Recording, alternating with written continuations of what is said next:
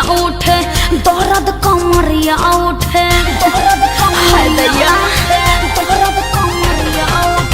रोज भोर हरिया उठे दर्द कमरिया उठे बुझे नहीं पावतानी भेद के एहो बुझे नहीं पावतानी भेद के गरमी जवानी के हो पर रिसाता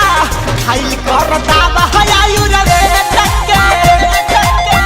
गरमी जवानी के का पर पल चढ़ल बा खाइल कर दावा आयु रे टके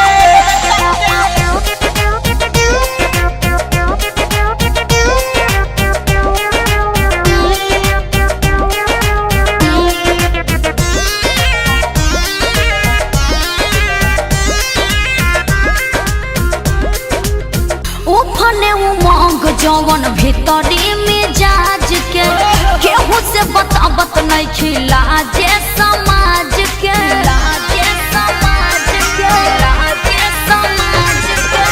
कर कवन जोग न तो रोग तोहर ऊपर पड़े चढ़ी हो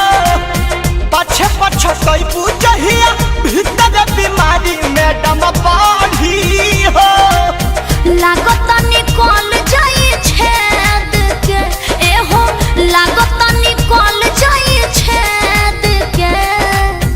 गरमी जवानी के हो पर रिसाता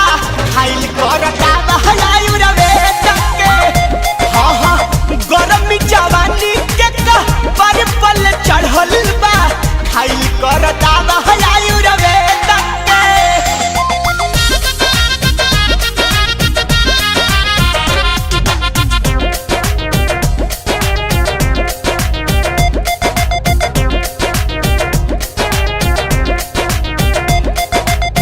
रहेला बेचैन मन रहे नाही कसम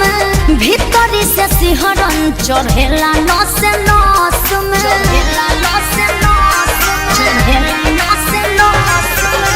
एक ही उपाय बटे फरक भगावे खातिर दर्द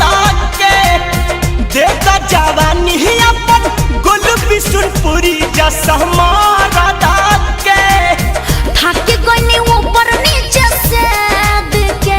एहो थाकी कोई ऊपर नीचे से के गरमी जवानी के हो पर रिसाता खाइल कर दावा